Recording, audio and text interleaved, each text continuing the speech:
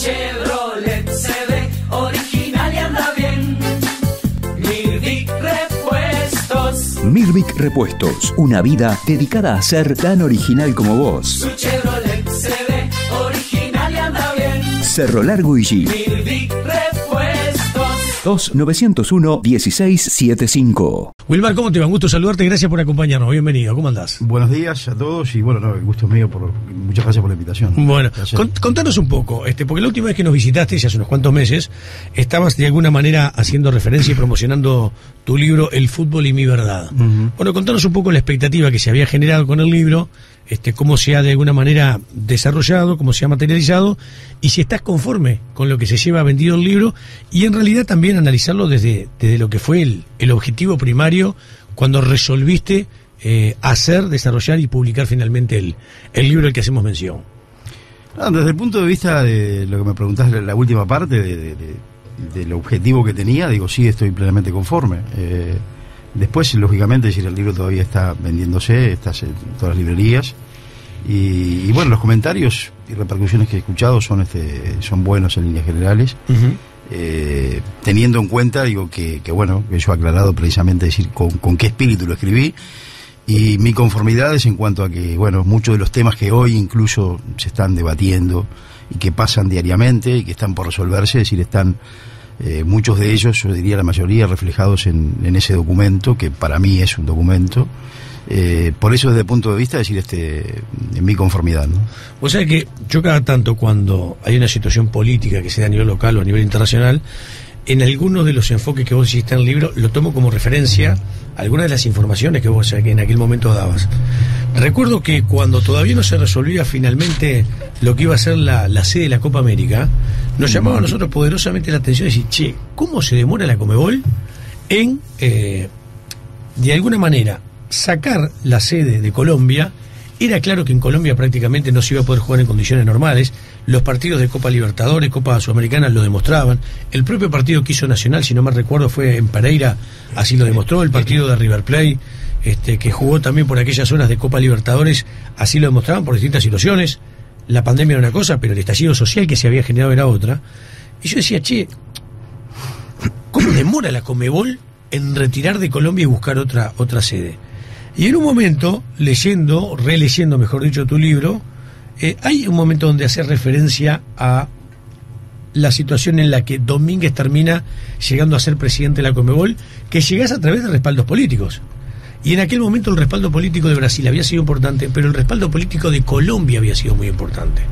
¿Eso podría llegar a explicar por qué se demoró tanto en decir, bueno, muchachos, esta es la situación de Colombia, cambiemos y busquemos otra, cosa que finalmente termina aconteciendo porque la Copa tampoco se jugó ni en Argentina y se terminó jugando en Brasil?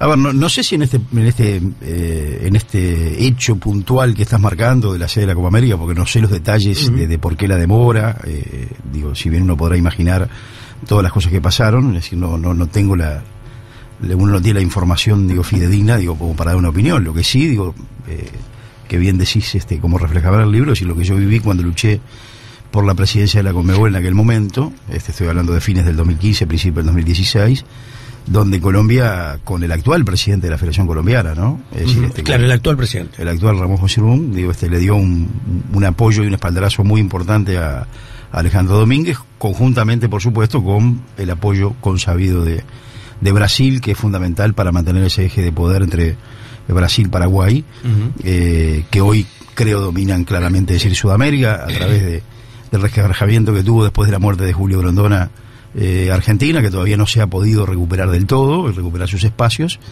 Y bueno, ahí muy hábilmente Colombia, es decir, tuvo una participación muy importante, y también en aquel momento Venezuela, aunque ahora cambió de presidente y han habido algunos movimientos políticos en Venezuela.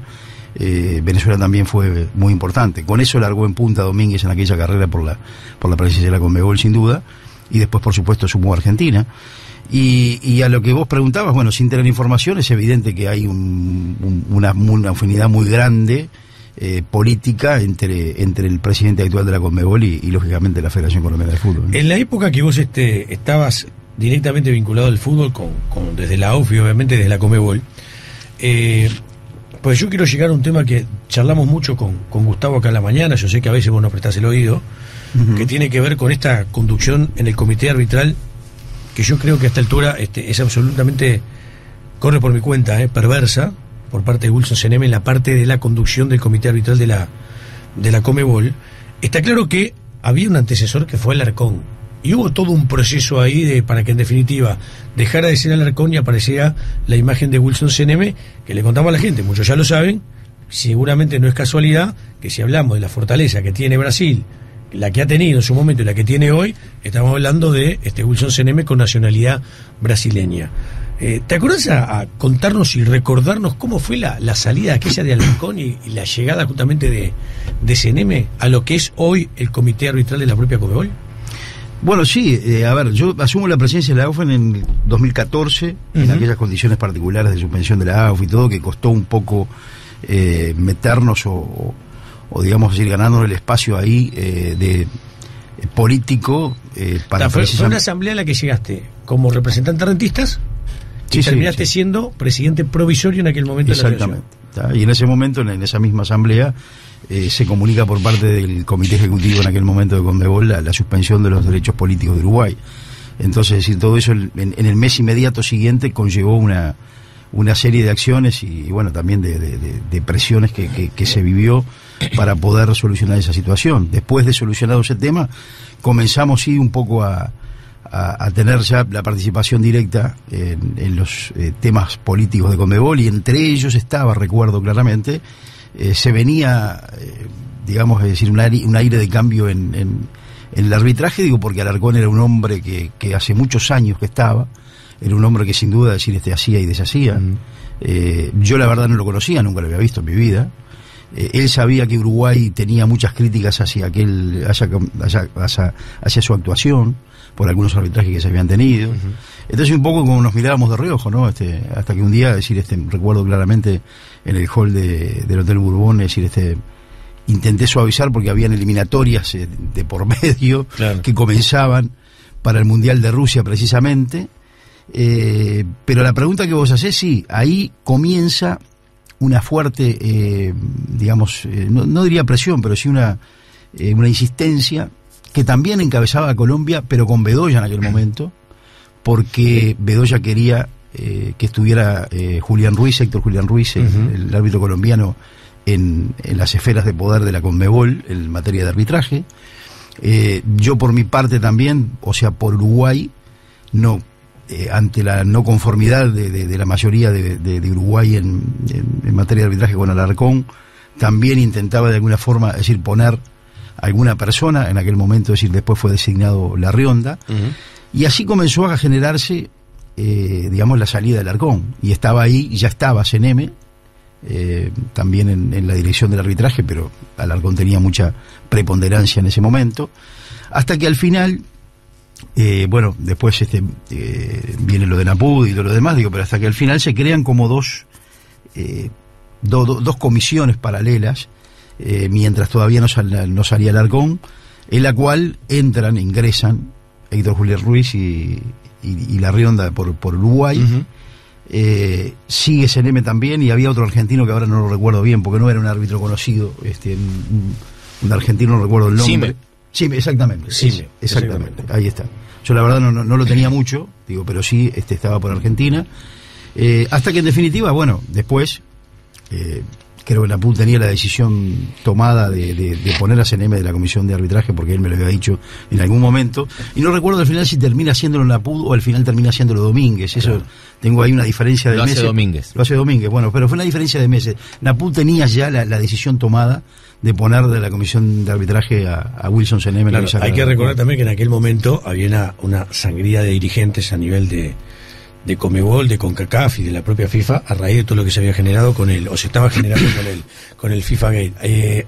Gustavo, Alarcón, que era de nacionalidad paraguaya. Sí, Alarcón era de nacionalidad paraguaya, pero hay un hecho que está bueno complementar lo que dice Wilmar. Cuando muere Grondona en el 2014, muere Grondona, ahí se le termina, digamos, el respaldo político que tenía Alarcón. Alarcón históricamente estaba respaldado por Grondona. Yo te diría que los intereses de Argentina los cuidaba Alarcón. Claro. O sea, increíblemente era el fuerte que tenía. Cuando ingresa a Larrionda y cuando ingresa Óscar Julián Ruiz, Alarcón intenta hacer un movimiento para sacar a Larrionda y Óscar Julián Ruiz. No era lo que Alarcón pretendía porque, claro, eran dos árbitros con trayectoria que de alguna manera empañaban. Recordemos que Alarcón fue 6 meses internacional en Paraguay e ingresó gracias a Bilio de Almeida, pues si te vamos para atrás, Abilio de Almeida es quien ingresa a Alarcón y quien agarra la presidencia estando 35 años en la comisión de arbitraje, Carlos Alarcón. No hay un antecedente anterior. 35 años estuvo en la comisión de arbitraje. Primero bajo la presidencia de Abilio de Almeida, que el 21 hacen 20 años del fallecimiento de don Abilio, y luego que fallece Abilio de Almeida en el 2001, él asume la presidencia. Estamos hablando que cuando él deja la presidencia ya llevaba casi 15 años de presidente del comité de arbitraje. Siempre respaldado por vos le decías a Grondona de tocar a Alarcón y no.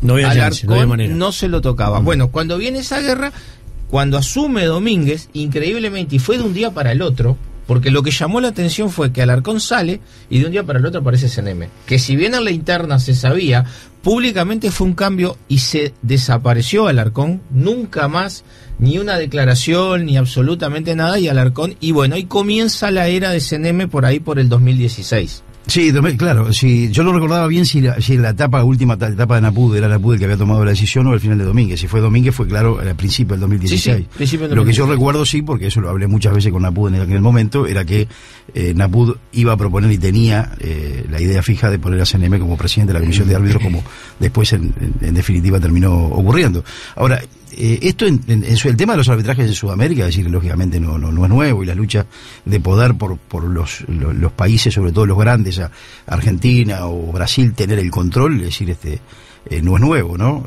Por lo tanto, es decir, también lo que está pasando ahora con el tema del VAR y todo ese tipo de cosas que venía escuchando cuando venía para acá, para la radio, no es de sorprender. Lo que está pasando hoy sí es que, con lo que decía Gustavo, para complementarte un poquito el pensamiento de él, de los hechos que ocurrían anteriormente en la época de Grondona, es que Argentina tenía mucho más el control de poder en algunas cosas que Brasil.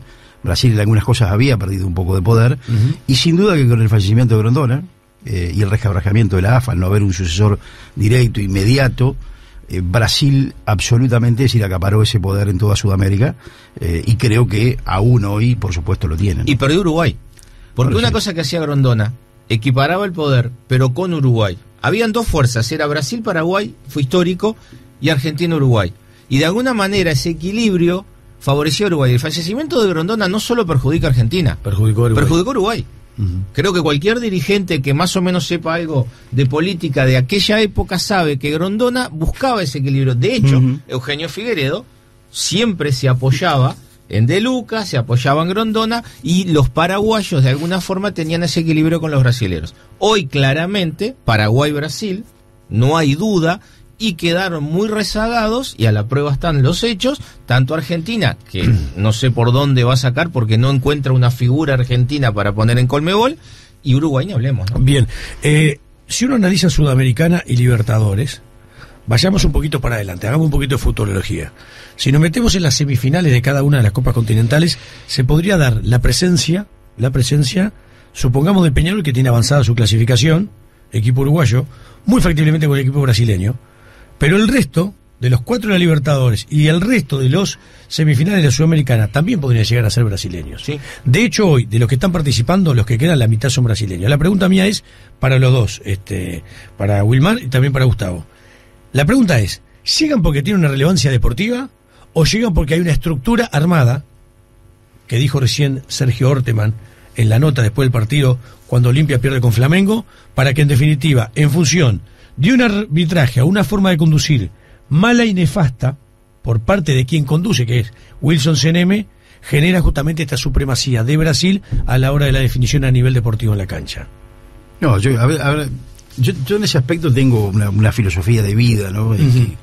Que es creer yo en las grandes conspiraciones, es decir, excepto algunas que han sido probadas a nivel político, no deportivo, sino que en el mundo, que han sido probadas, si uno ha leído libros o ha visto películas, digo, realmente no creo en las grandes conspiraciones, sobre todo en estos casos, digo, es decir, lo que sí es claro, primero digo que nadie va a desconocer, digamos, el poderío futbolístico de los equipos brasileños, eso es claro. También, así como digo es claro eso, también es muy claro los errores que han habido desde el punto de vista de interpretación del VAR a favor, en este caso, de la mayoría de los clubes brasileños. A ver, no creo que haya una estructura armada para eso, pero sí es claro que ha pasado, y también hay que marcarlo, un dato objetivo, un hecho de la realidad. Ahora, los argentinos se han quejado mucho, han protestado mucho, pero se ve que no tienen, evidentemente, decir el poder político como para revertir una situación de esta, porque no ha pasado absolutamente nada y, en definitiva, sigue pasando lo que ya hemos visto, ¿no? Eso sí, no digo que es de preocupar, pero bueno, algo, evidentemente, decir, está pasando en ese sentido, que no hay oído del otro lado cuando uno se equivoca, para, bueno, dar marcha atrás y decir, o por lo menos no dar marcha atrás, sino parar y revisar y decir, bueno, algo estamos haciendo mal, digo, porque si en un partido pasa algo, bueno, puede pasar un error de interpretación, una mala decisión. Ahora, si pasa tan seguido como pasó, evidentemente, digo, creo que tiene que haber sí una autocrítica y una revisión de algunos procedimientos que están andando mal, sin duda. Hay un hecho que pasó inadvertido y que poco se habla. En la eliminatoria anterior, Domínguez toma la decisión de que las últimas 2 fechas eliminatorias las definieran solamente árbitros brasileros. Eso en la... ¿Estás hablando de eliminatoria para Rusia? En las eliminatorias anteriores. Recuerden que existieron un montón de problemas con el arbitraje. De hecho, se trajeron árbitros de Europa y la experiencia no fue buena, y la decisión final y quien designó los árbitros fue, junto con CNM, Domínguez directamente, y terminaron definiendo ese campeonato solo árbitros brasileños. Recuerden, vayan a la estadística. Lo que pasa es que estamos casi clasificados. Entonces, la eliminatoria clasificamos más fácil. Pero entonces no nos preocupaba el arbitraje. En la familia arbitral, el carácter que tiene, y hablo del carácter personal que tiene CNM, que es una persona muy autoritaria, o sea, es una persona que se impone. Y si vos analizás las designaciones, porque acá no le pido a un directivo de un club que lo tome en cuenta. Pero vos, a través de los nombramientos, de las designaciones, vos sabés los países que tienen mejor o peor árbitro en cuanto al tema personalidad. Y en esas situaciones lo que uno critica, cuando no entiende, por ejemplo, que en un River Atlético Mineiro se ponga un árbitro venezolano que se sabe las características que tiene. Porque una cosa es que ese árbitro vaya y haga un torneo en FIFA, aunque te parezca mentira, es más fácil que arbitrar acá un partido de Copa Libertadores. Yo no creo en esto de las articulaciones para favorecer. Yo lo que digo es que se da por la situación lógica.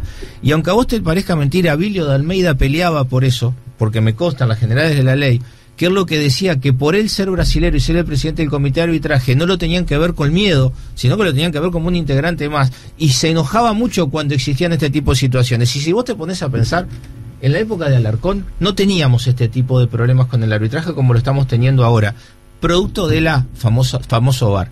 Acá no es un tema de conspiración, Pillo. Sí creo que CNM no renuncia a su carácter de brasilero, y sí creo que CNM recibe las presiones, y sí creo que la estructura Conmebol sí le debe a Brasil y sí le debe de alguna manera a esa situación, que hoy, increíblemente, tenés a Paraguay y a Brasil enfrentado, porque pasó con Olimpia, pasó anoche con Libertad, y es un gran dolor de cabeza para Domínguez, que sinceramente yo estoy esperando a ver cómo lo resuelve. Wilmar, de los que has visto del VAR, desde cómo se instrumenta a nivel de Conmebol en estos partidos que estamos hablando, y llévalo también al fútbol uruguayo, ¿qué reflexión te merece la utilización actualmente del video arbitraje referí? A ver, yo desde el punto de vista de conceptual, que la tecnología ayude a mejorar la justicia deportiva, lógicamente, decir, estoy absolutamente de acuerdo. El tema es que es cómo se hace, la tecnología que se utiliza, y además también, digo, la aplicación por parte del humano, del ojo humano, de esa herramienta, porque eso es fundamental. Digo, decir, yo he visto, sobre todo en América del Sur, sin duda, y también en la experiencia uruguaya, he visto una mala interpretación, una mala aplicación del VAR en muchas jugadas. En otras muy bien, pero en otras he visto muy mal, la verdad. Es decir, por ejemplo, pongo un ejemplo para hablar de mi club, digo, es decir, una interpretación que se hizo de una jugada en la mitad de la cancha del partido Rentistas Liverpool en la semifinal del torneo uruguayo pasado. Digo, decir, a ver, digo, para mí, digo, no hay no había en esa jugada, más allá de que uno es hincha, lógicamente, rentista, pero digo, si yo la miré 20 veces esa jugada, es decir, no puedo explicarme cómo el árbitro termina expulsando al jugador de Rentista. Digo, la vio mal, pero la vio mal después de verla 4 veces, 5 veces, de estar el fútbol parado casi 5 minutos o más, no me recuerdo. Entonces son situaciones puntuales que realmente ahí está fallando, para mí, también el ojo humano, y también falla la tecnología. Digo, por algunas cosas que yo no sabía, que venía escuchando cuando venía para acá, digo, de que ustedes estaban explicando, que bueno, a ver, lo primero que hay que hacer es ver cómo funciona esa herramienta tecnológica, si está bien el software, si es correcto, si tiene alguna falla, si no tiene, pero yo conceptualmente creo que si se aplica bien, si se logra una conjunción entre la parte tecnológica y la aplicación por parte del ojo humano, digo, creo que le hace bien al fútbol. Por supuesto que tampoco estoy de acuerdo, digo, decir, en llamar al VAR, digo, por cualquier cosa. Digo, yo creo que hay veces que se hila muy fino, y pongo un ejemplo, en el partido de Boca en la Bombonera, no me acuerdo contra quién fue, Mineiro, que le anulan un gol a Boca por un digo, a ver, yo qué sé, son situaciones también, como todo en la vida, digo, hay que aplicar un poco el sentido común, ¿no? Es decir, más allá de que por supuesto hay un reglamento, y lógicamente que hay que aplicar el reglamento, y hay cosas que son de sentido común, y que si uno lo ve, fríamente, digo, hay cosas que son exageradas. Sí, sí. Pero conceptualmente, digo, yo estoy de acuerdo. Lo que habrá que hacer, sí, es agotar todos los recursos para mejorar esa herramienta. Wilma, a veces la sensación que me queda a mí al día de hoy, yo estoy de acuerdo con que toda la tecnología que ayude a favorecer y generar justicia está perfecto. El tema es, ¿viste la frase, muchas manos en un plato hacen mucho garabato? Bueno, es la sensación que tengo hoy del VAR. Porque vos ahora tenés al árbitro VAR, tenés al AVAR, ahora tenés al Quality Manager. No, pará, tenés el AVAR 2 también. AVAR 2, para me olvidar el AVAR 2. Ahora tenés el Quality, que yo digo en joda, Community Manager, que ahora CNM le está pidiendo metan cuchara y opinen cuando el reglamento dice una cosa contraria. Entonces vos tenés el árbitro, los 2 asistentes, el cuarto árbitro, y todavía tenés 4 tipos atrás que te están diciendo esto sí, esto no, esto sí, esto no.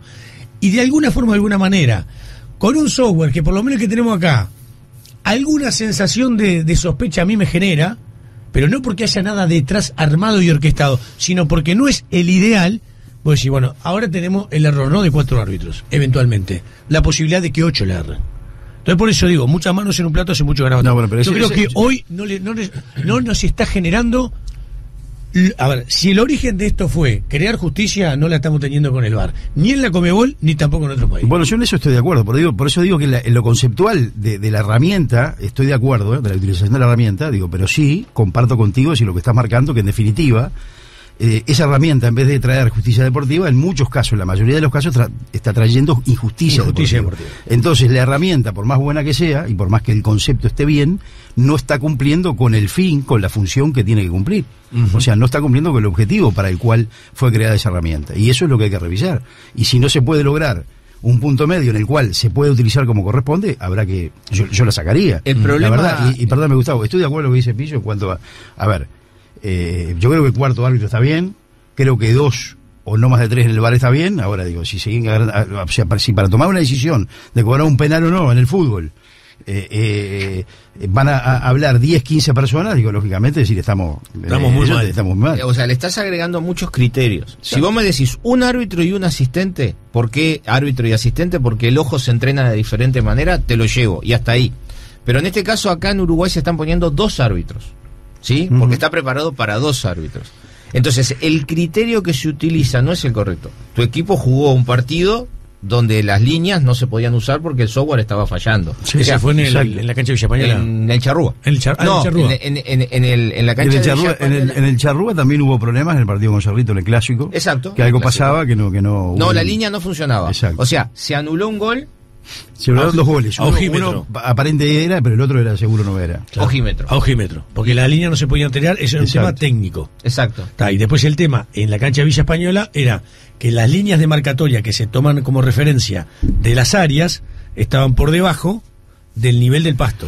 Entonces no la podía registrar justamente la tecnología. Yo lo que creo que el VAR, para situaciones geográficas, digo, adentro, afuera, entró, no entró, ¿sí? O una confusión de identidad, al lugar. Correcto. Cuando estamos en tema de criterio, Porque si no, acá violamos la regla 5 que habla del árbitro, que la autoridad del partido es el árbitro y el criterio en aplicar es el del árbitro. Lo estamos cambiando por el criterio del VAR. Entonces, jugadas que son de apreciación, el VAR no debería intervenir. Exacto. Y si el árbitro deja seguir en el campo, deja seguir en el campo. Entonces, si el VAR va a actuar para esas injusticias que vos decís, fue adentro, fue afuera, fue gol, no fue gol, le sacó amarilla a un jugador que no correspondía, o una roja que no vio, hasta ahí te lo puedo llevar. Exacto. Si queremos entrar en el VAR, entonces estamos cambiando el concepto del arbitraje, que es la gente encargada no lo entiende. Uno no es que esté en contra del VAR, pero la herramienta hay que adaptarla a las necesidades. ¿Cuáles son las necesidades? ¿Dónde están las injusticias? En que te expulsen un jugador que no es, en que no te cobren un gol que el balón entró, en que te cobren un penal que la falta fue afuera, te la cobren adentro. Exacto. Eso te lo llevo.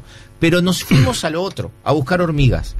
Yo estoy de acuerdo contigo, digo, y respecto a la tecnología también, cuando venía escuchando que decía Gustavo el tema de que los árbitros eran arbolitos de Navidad. Bueno, yo digo, en ese aspecto, digo, creo que cuando ingresé como presidente de la Asociación Uruguaya de Fútbol, es decir, ¿sabes? Me falta el puntero en la cabeza, sí. Ya está, Sabes que cuando ingresé, como en abril del 2014, cuando ingresé a la AUF, no estaba en la espuma del Uruguay. Claro. Hace muchos años que estaba digamos en el mundo, incluso en Argentina, creo que estaba, en Brasil y todo, pero Uruguay no. El inventor es argentino. El inventor es argentino, exactamente.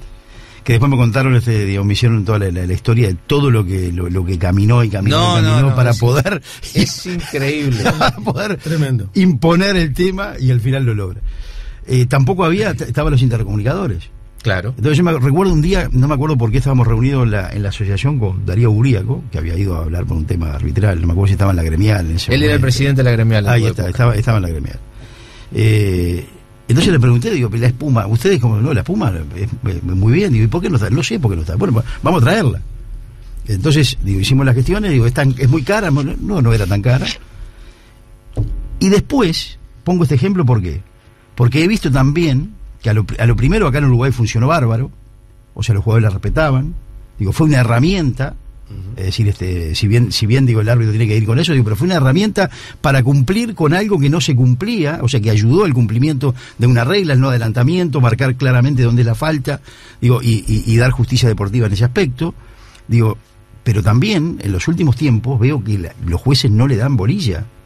O sea, hay algunos que ni la ponen en algún momento, hay otros que la ponen ahí nomás, la marcan y los jugadores no le dan bolilla, se tiran los tiros libres igual y la barrera se adelanta.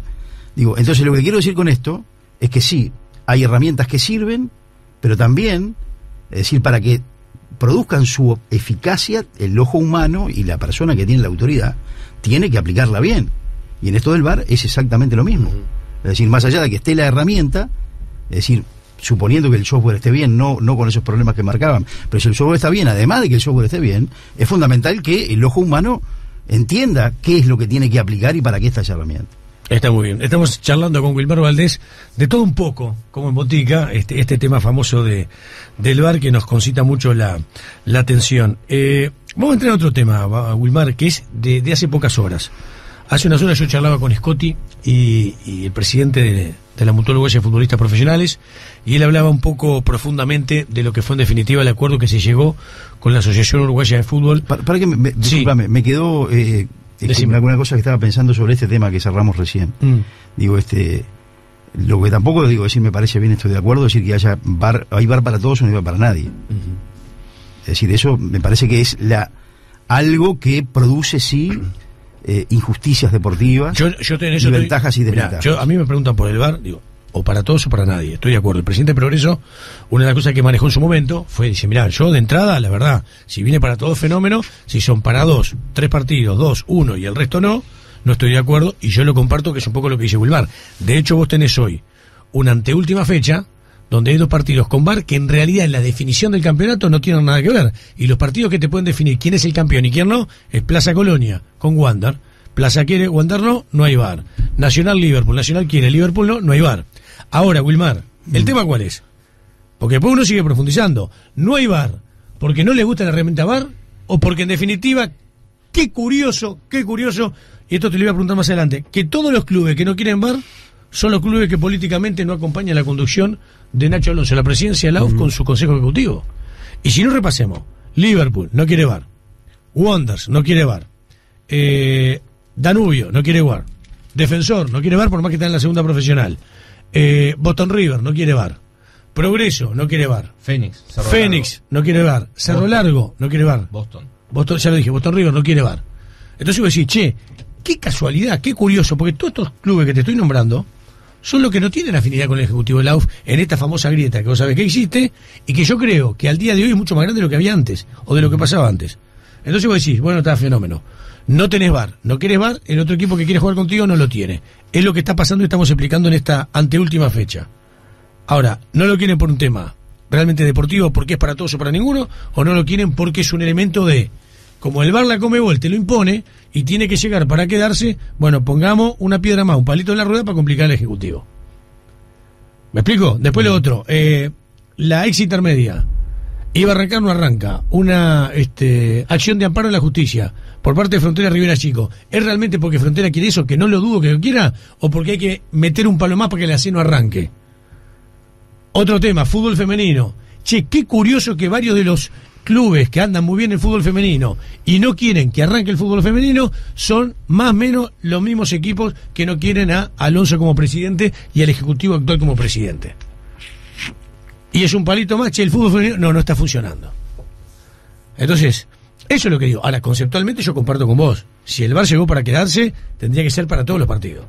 Y no para 2, 1, 3, porque en definitiva, si vos le dejás el libre albedrío al club de si quiere o no quiere VAR, como tenés de fondo un problema político, yo Wilmar siempre digo lo mismo, no sé si vos, yo sé que a veces no se escucha, yo digo, la punta del iceberg, ¿qué es lo que se ve? Che, en tal partido no hay VAR. ¿Cuál es la base del iceberg? No, la base es política. Lo que no se ve por debajo del nivel del mar, esto es despelote político que hay hoy en la Asociación Uruguaya de Fútbol con relación a este tema, que ha generado una grieta muy grande.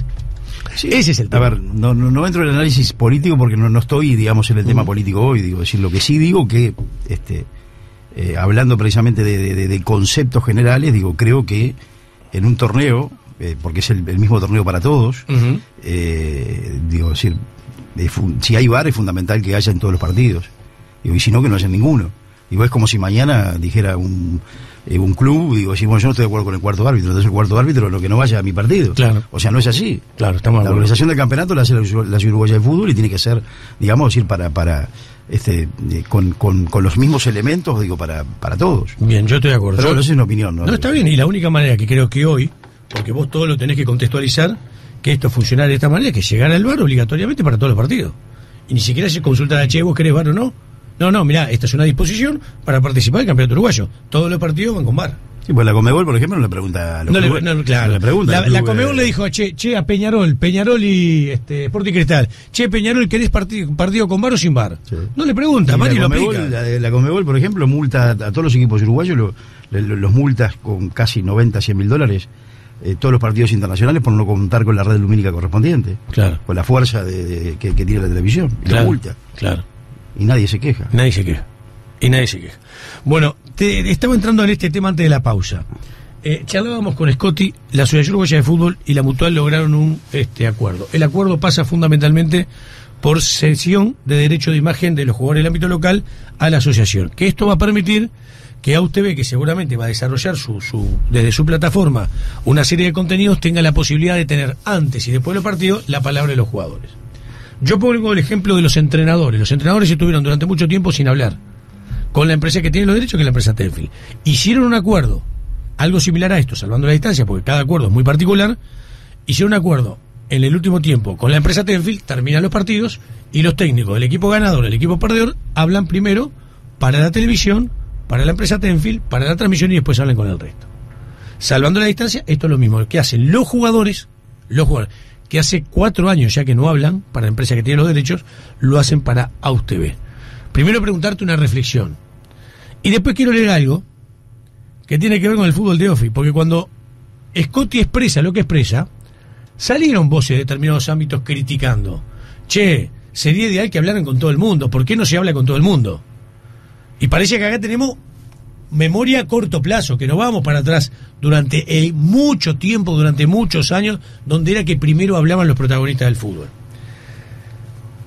Yo tengo entendido que hay un acuerdo de Tenfield con la Organización del Fútbol Interior para transmitir y emitir un próximo campeonato que se viene.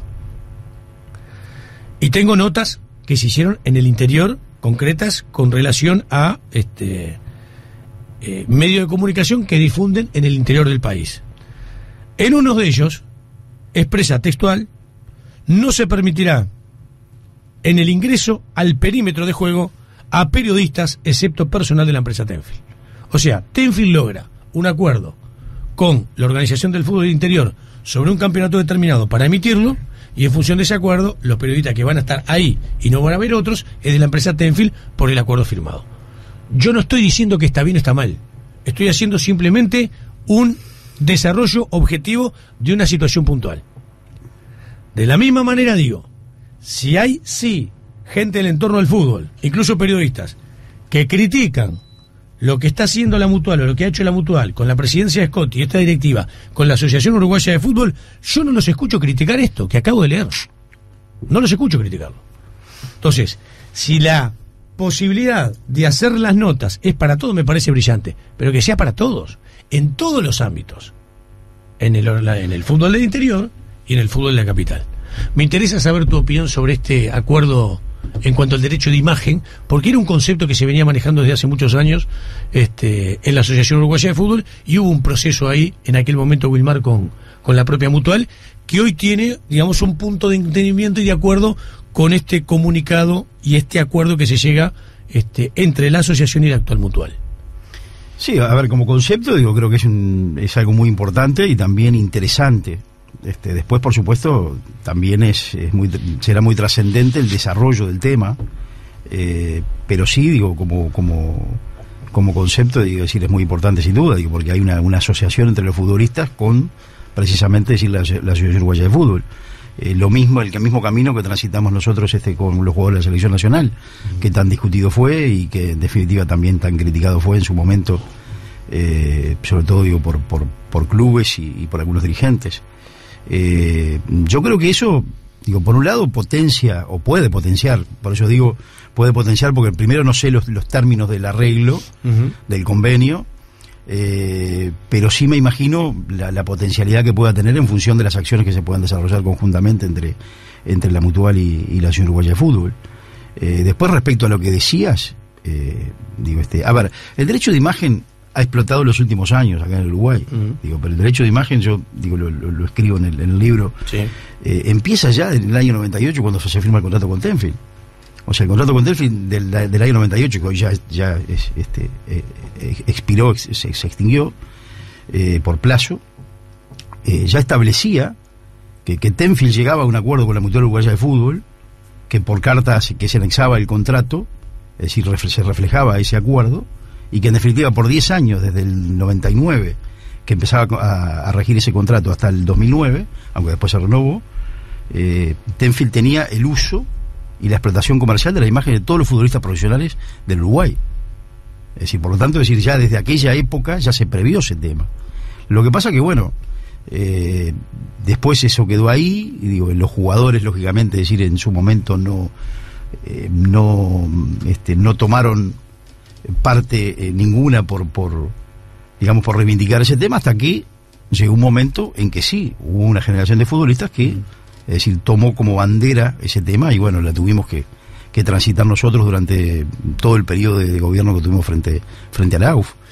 Y en ese sentido, digo, creo que esto es un paso en el mismo sentido que habíamos dado.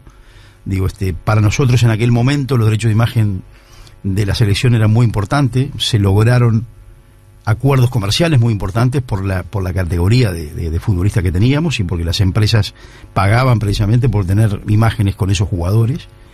Y no estoy hablando de la imagen o el derecho de arena, digamos, que se habla de cuando un jugador entra a la cancha, sino, es decir, acciones comerciales con la imagen de los futbolistas, es decir, posteriores, ¿no? Se vio antes del Mundial de Rusia, durante el Mundial de Rusia, los sponsors principales de la selección nacional y de la Asociación Uruguaya de Fútbol, el spot publicitario muy importante, ¿no?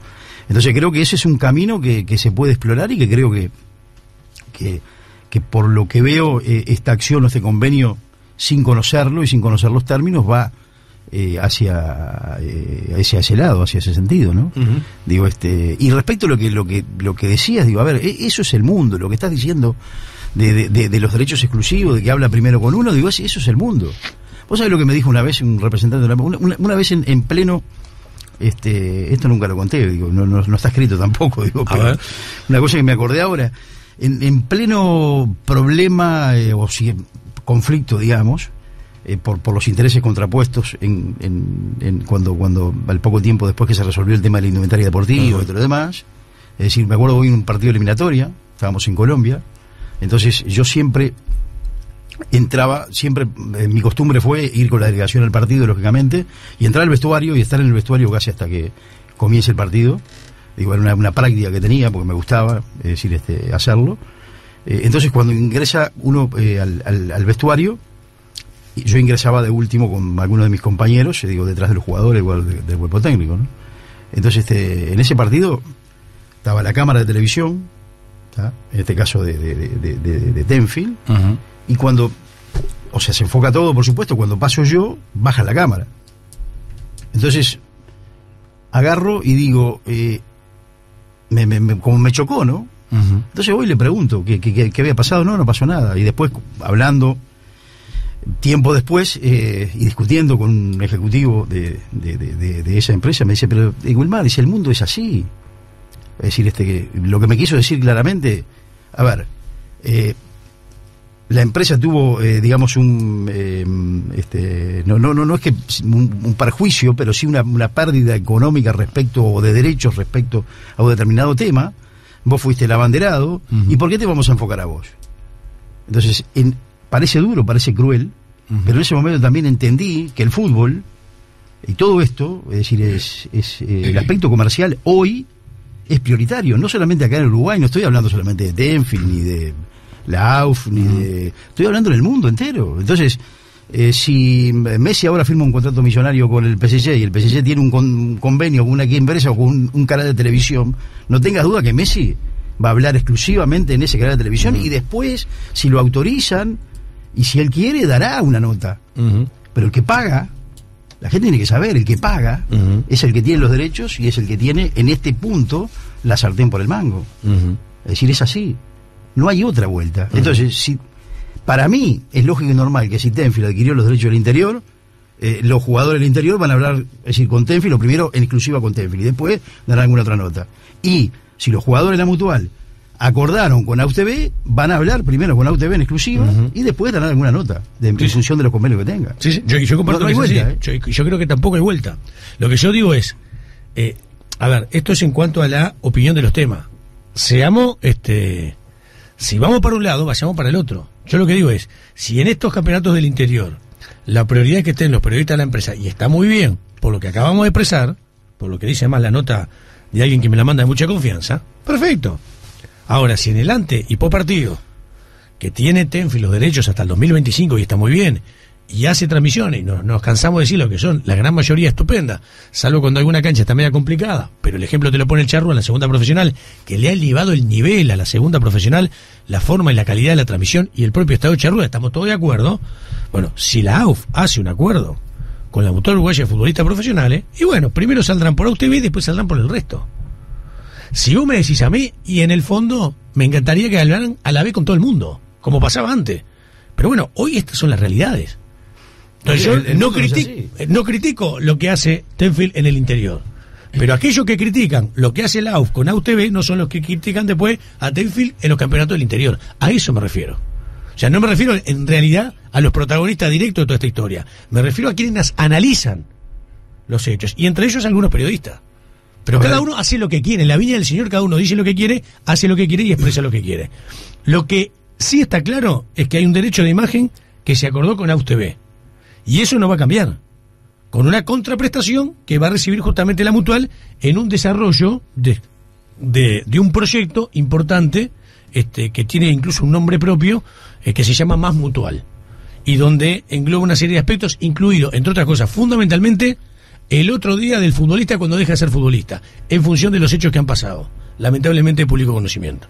Pero bueno, como dice Wilmar, a ver, la realidad es esta. El mundo es así. Después te puede gustar o no te puede gustar. Yo lo que digo es, si yo la acepto para un lado, la acepto para el otro. Ahora, si la acepto solo en un lado, porque trabajo en esos medios, y para el otro lado no la acepto y despotrico, no me parece que sea lo más justo. era lo que quería decir con relación a este tema. Tenemos que hacer una pausa, Wilmar, porque ya estamos 9:38, mirá cómo se va el tiempo. Nos quedan un par de temas para tocar todavía con relación al tema del fútbol. Quiero que me hables un poco de la integración. Vamos a hablar de la integración. ¿Por qué? Porque hoy vos tenés un congreso donde tienen, si yo no mal recuerdo a esta altura, porque a veces me pierdo, es la edad, creo que son en total 76 voluntades. 76. Ahí está. Un grupo de esas voluntades corresponde a OFI, a la Organización del Fútbol del Interior. Y después, dentro del Ejecutivo, que integran 7 personas, 7 dirigentes, hay un representante de la Organización del Fútbol del Interior. Entonces, si vos decís, tenés a OFI en el Congreso, tenés a OFI con la AUF, tenés un integrante de OFI en el Ejecutivo. ¿Qué es lo que pasa? Que los torneos del fútbol de OFI terminan, por ejemplo, acordando derecho con la empresa Tenfield, directamente OFI, los derechos de televisión. Y esto no termina pasando por el Congreso. Entonces la pregunta es, ¿cómo funciona OFI? Está en el Congreso, en la AUF, pero a su vez funciona independientemente de la AUF a la hora de la toma de las decisiones, por ejemplo, económicas. Punto número 1. Y el otro punto sobre este tema, si el fútbol amateur se integró definitivamente al Congreso, estábamos hablando de la C, de la ICE intermedia. Perfecto. Y otra serie de aspectos, pero está en el caso de la C. ¿Por qué el fútbol de la C no arranca si vos tenés un congreso, tenés una asociación y está todo dentro de lo mismo? ¿Por qué no termina arrancando? Y hoy tenemos una realidad. Frontera Rival Chico hizo una acción cautelar en la justicia, fuera de los ámbitos del fútbol, se le dio lugar y hasta tanto esto no se resuelva, el fútbol de la C no comienza o no recomienza. Entonces también es otro tema para charlar en cuanto a este concepto de integración con el fútbol amateur y fundamentalmente con OFI. Hay un montón de mensajes, ¿no? Sobre lo que estamos hablando. Uno dice, Pillo, está claro que hay que pagar los favores porque Brasil terminó siendo la sede de la Copa América. Yo no sé si esto es así o no, pero curiosamente Brasil terminó siendo sede de la Copa América. Y yo veo de todo lo que se habló, lo que había pasado, lo que había venido, esta frase que dice Méndez, ¿cómo es la frase de la Conmebol? La pasión por hacer bien las cosas. Yo creo que haya pasión, no tengo duda, porque el fútbol genera pasión. Ahora, de ahí a que estén haciendo bien las cosas, la verdad, hay un largo camino que me parece. Lo de CNM, no tengas duda, que la no salida de CNM tiene que ver con esos aspectos, y hay un segundo gran aspecto, que Brasil no tiene un candidato para sustituir a CNM, y Brasil bajo ningún concepto quiere entregar el control del arbitraje. Wilmar, a ver, nos quedan no muchos minutos. Profundicemos en el concepto un poco de la integración, que era una cosa que vos también en su momento, siendo presidente de la UF, porque está claro integrar, está claro presentar estatuto, el tema es después cómo al día después empezás a funcionar. Reflexionamos un poco sobre eso. Bueno, el camino de la reforma fue lógicamente muy muy complicado, ¿no? Es decir, por lo menos el que transitamos nosotros. Uh-huh. Llevó mucho tiempo, después en definitiva no se logró y se termina logrando con la intervención de la Asociación Uruguaya de Fútbol, uh-huh. Es decir, un estatuto en la cual la representación de los clubes profesionales en el estatuto que se proponía o que proponía el Ejecutivo que presidíamos era muy favorable a los clubes. Sin embargo termina votándose otro que es, donde los clubes tienen una pérdida de poder importantísima, ¿no? Quedaron con el 42% del Congreso en materia de votos, cuando en el que proponíamos nosotros tenía, casi el 60%. Pero bueno, esos son los avatares políticos que en definitiva termina votándose en una circunstancia muy especial, con la AUF bajo la intervención. Lo que sí nosotros en aquel momento, cuando impulsamos la integración, que ya se venía lógicamente vislumbrando, o OFI venía luchando por esa integración política, lo habíamos hablado con el presidente de aquel momento, con Gustavo Vares, con quien tengo un gran aprecio. Uh-huh. Si bien discutimos muchos al principio, los dos somos hombres de fútbol y entendimos perfectamente que el camino que se debía recorrer era que lógicamente, primero habría que conseguir la integración política, o sea, la votación del estatuto, pero después había un camino tan o más difícil que llevar a cabo esa integración en la práctica, en la realidad, con las acciones cotidianas, que tiene mucho que ver un poco con la introducción que estabas haciendo. O sea, ¿cómo funciona esa integración política? No solamente sentarse en el Congreso y tener, los votos correspondientes, sino además llevar acciones en ese sentido. Por ejemplo, lo que vos decías de los derechos de televisión. Bueno, sí, hay una estructura política donde están representados todos los actores, incluido OFI, es evidente que esos derechos debieran negociarse con la preponderancia que debe tener la OFI, pero sí, digo, con un consenso y con una línea de acción común, es decir, con la Asociación Uruguaya de Fútbol, que en definitiva es el órgano madre y es el que incluye a todos los actores dentro de su organización. Eso es un punto. Otro punto es, lógicamente, decir lo que vos hablabas de los torneos. Cuando se hizo la integración política o cuando proyectábamos la integración política, teníamos claro de que la AUF no se iba a meter en la organización de las ligas, en cuántas ligas debían haber. Eso es algo que la OFI tiene que, mediante su estructura y sus organismos, tiene que regular. Pero sí, las líneas generales de acción deportiva también tienen que estar en conjunto y en interacción directa con lo que es el organigrama general de la AUF. ¿El tema de derecho de televisión debiera ser así? Sí, por eso. Eso para mí debería ser así, es lo que te estaba contando. Digo, es clarísimo que ante un tema de esa naturaleza, digo, si bien la OFI tiene, digamos, el papel preponderante de llevar adelante las negociaciones, todo tiene que ser en un conjunto y en un marco en el cual se vote en el Congreso, y además de votarse en el Congreso, digo también que la AUF, que es la autoridad, en definitiva, la organización, perdón, que nuclea a todos los actores, es la que tiene que tener también participación clara y directa en esa decisión. Lo mismo también en organizaciones deportivas, por ejemplo, cuando refiero a acciones prácticas de la vida cotidiana, me refiero a organizaciones deportivas de torneos juveniles. Por ejemplo, nosotros teníamos una idea de que uno de los ascensos, o dos ascensos, a la segunda profesional, por un lado venga de la división amateur de Metropolitana, digamos, y por otro lado venga desde un torneo que se organice, digamos, en el interior del país. Es decir, como se hace, por ejemplo, en Argentina. No estoy inventando nada, en Argentina es así. Hay para llegar a la B Nacional Argentina, hay el Argentino B, que se llama, que es el campeonato, digamos, que se juega en el interior, y el Argentino A, que es el área metropolitana, y de ahí van hacia la segunda, lo que sería nuestra segunda división. Digo, ahora se está dando increíblemente una integración deportiva, de hecho, por las circunstancias del fútbol de hoy, porque hay empresarios e inversiones que van al interior del país, y hay plazas fuertes y departamentos que están con esa herramienta integrándose por sí solos, pidiendo la participación de la AUF, y la han tenido.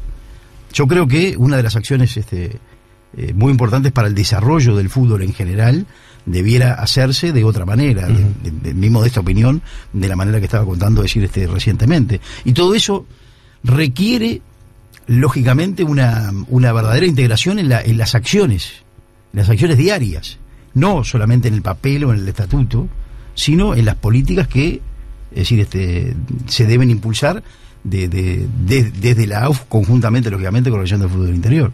Digo, no me quiero meter en nada, no estoy haciendo una crítica, no estoy tampoco haciendo una valoración de ningún hecho, sino que simplemente estoy expresando mi opinión de acuerdo a mi experiencia, lo que vivía, lo que pienso como hombre de fútbol. ¿Tenés alguna reflexión sobre esto que ha pasado de la suspensión de la ex intermedia momentáneamente y esta acción de amparo a la que llega a Frontera Rivera Chico para querer participar de algo que, según dice Frontera, desde la asociación no lo han dejado?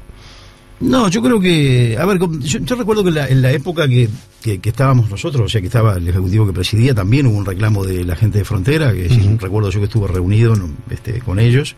Ahí había un problema de una deuda, no sé ahora en qué está eso, no conozco el tema de ahora en profundidad. Lo que sí digo, que eso es precisamente una consecuencia de lo que estaba expresando anteriormente, de que hay una integración política desde el punto de vista del papel, pero precisamente si falta recorrer un camino para mí de una verdadera integración en las acciones.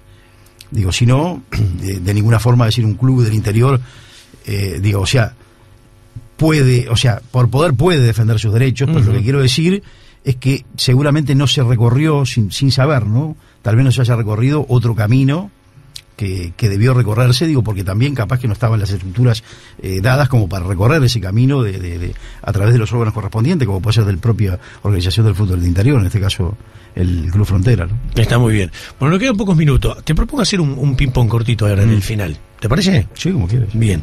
Siempre que se pueda contestar. Está claro, y si tenés ganas de contestarlo, pasás y punto. Cortito, concreto, contundente. ¿Cómo ves el Ejecutivo de Alonso y la presidencia de Alonso actualmente?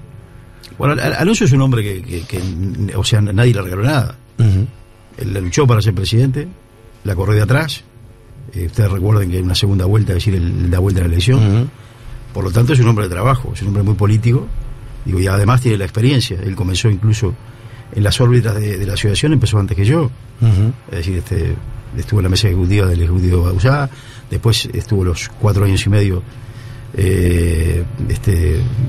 siendo el tesorero de la asociación de asuntos económicos en mi ejecutivo. Digo, por lo tanto, es decir, creo que no es un hombre de subestimar, y sé que es un hombre de lucha. ¿Seguís manteniendo contacto con los ex integrantes del Ejecutivo los que estuvieron en tu presidencia? Sí, sigo manteniendo. O sea, digo, a ver, no el contacto diario, lógicamente, porque cada uno tiene su vida.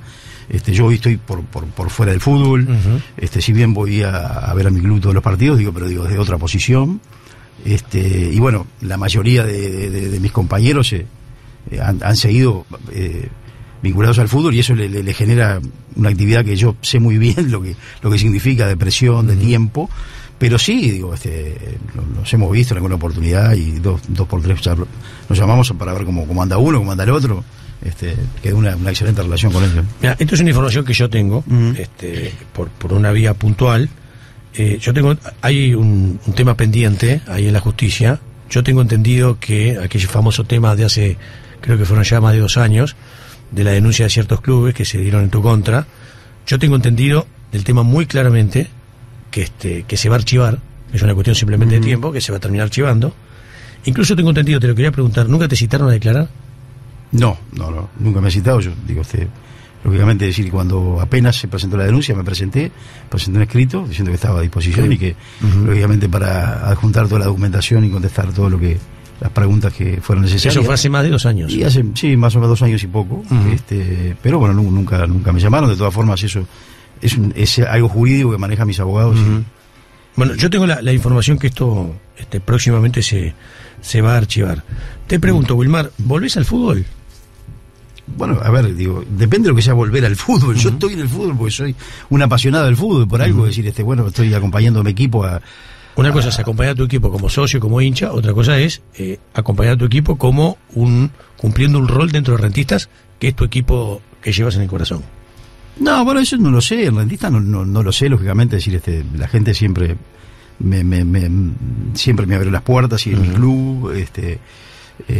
Pero bueno, también uno hoy está en una etapa, viste, que el tiempo tiene que pasar. Escribir el libro me llevó mucho tiempo, me consumió mucha energía, por supuesto. Hoy, recién ahora, siento lógicamente así como un vacío, digamos, ¿no? Porque decir, al terminarse esa etapa en la cual yo pensé todos los temas, tuve que plasmarlo, trabajar, todo ese tipo de cosas. Hoy uno tiene más tiempo, está con la profesión, lógicamente, con mi familia, con mucha tranquilidad, pero bueno, todo lo que estuvimos en el fútbol sabemos que siempre falta una cosita, pero con mucha tranquilidad, es decir, tiempo al tiempo, la vida dirá. Lo que hoy sí, hoy priorizo, por supuesto, la gente que me ha hecho salir adelante, que son mi señora, mis hijos, algunos pocos amigos, eso es lo que priorizo. Y bueno, eso es lo fundamental hoy en mi vida, mi trabajo, los clientes que, a pesar de todas las cosas que se dijeron y todas las cosas que se publicaron y todas las cosas que infundadamente en muchos casos se plasmaron por ahí en la prensa, en los diarios, siguió confiando en mí, y hoy por suerte tengo una vida de trabajo tranquila, como tuve siempre, porque la verdad, a pesar de todo lo que pasó, yo volví a mi lugar de siempre, a vivir de mi trabajo, no a vivir de otra cosa que no sea de mi trabajo, como lo hice siempre. Y bueno, tu pregunta, yo qué sé, Dios dirá el futuro. Viste que hay una frase que se usa en el teatro argentino, la luz de la calle Corrientes. Cuando se está en las esferas más altas a nivel internacional, hablo de FIFA, se pierde, quizás sea hasta una cosa natural, sin que uno se dé cuenta, se pierde un poco la realidad de lo que pasa a nivel de la calle, y se encandila uno con la luminaria de la calle Corrientes. Y te mentiría si te dijera que no.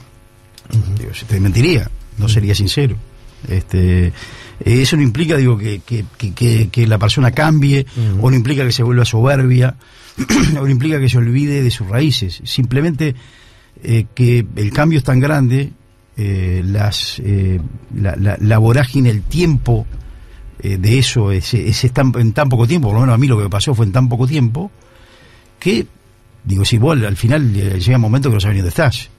Digo, hay momentos, digo, que yo qué sé, yo recuerdo un día que vine de Zurich, bajé en Carrasco, era en verano, fui a mi casa a saludar a mi familia a Piriápolis, y al otro día estaba en el aeropuerto de nuevo para ir a Miami a un congreso que había de la FIFA. Estuve 2 días en Miami en el hotel y me volví a mi casa. Entonces es muy difícil calibrar y llevar adelante una vida común como si yo siempre la seguí llevando, porque no era que, digo, por más que yo en su momento cuando accedí a la FIFA, yo que sé, iba acá de Uruguay, hacía una vida de, no sé, de jet set ni de por el estilo. Es decir, yo siempre, digo, me bajaba el avión y iba para mi casa, de mi casa a la asociación, digo, muy pocas veces salía incluso a comer a restaurantes. Digo, la verdad, pero independientemente de eso, sí perdés, yo creo que perdés, porque además el cansancio que te genera eso y el estrés que te genera eso, te hace perder incluso cosas que en el último tiempo de mi presidencia yo no podía hacer, que era así tener ganas de ir a la cancha a ver fútbol. Por diferentes motivos, no era porque no me gustaba, sino por un lado porque no me daba el tiempo, por un cansancio que te agobiaba. Y en segundo lugar también, digo, porque ya después de ser tan público y de tener determinado accionamiento y llevar determinados temas adelante como presidente de la AUF también, es decir, te generaba un poco de rechazo a algunas cosas que muchas veces te pueden decir, o un dirigente, o reproche, viste, ya no ibas a disfrutar del fútbol. Sí, sí. Ibas a padecerlo. A padecerlo. Claro. Esas cosas pasan. Salís hoy por la calle caminando tranquilamente acá por Río Branco, esto y lo otro. El que te reconoce, ¿qué te dice? No, a la gente, la verdad que yo digo, soy un agradecido de la gente, digo, a pesar de todo lo que se dijo, de todo lo que pasó, de mi salida traumática, yo siempre sentí un apoyo de la gente, incluso hasta hace poquito, digo, decir, mirá, hace poco tuve que ir a Colonia por un tema de un trabajo, entonces paso por una quesería de ese que hay en Colonia en la ruta, ¿viste? Sí, claro. Entonces voy a comprar, digamos, unos quesos para traer, ¿viste?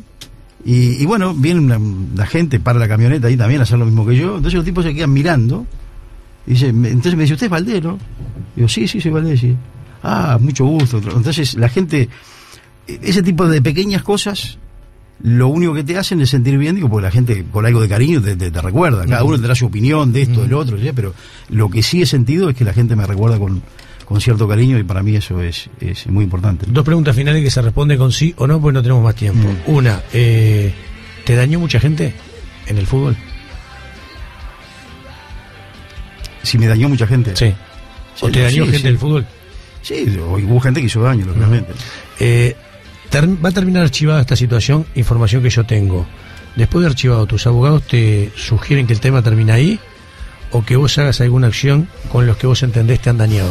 No, a veces es un tema jurídico que lo van a manejar ellos, y lógicamente cuando se dé ese tema, si es que se da, digo, porque también yo estoy dispuesto a ir a aclarar lo que haya que aclarar, digo, si se da, digo, se verá, pero es un tema jurídico. Yo hoy por hoy, digo, primero, no, como lo dije cuando salí con el libro, digo, no tengo rencor con nadie, digo, porque en definitiva decir una vida que se basa en el rencor o en la revancha, no es vida, no vas por el camino. Y yo hoy estoy tranquilo, con un análisis de los hechos y de todo lo que pasó, digo, pero me quedo con eso para mí, no para salir al aire al público a justificar o decir o acusar o a señalar.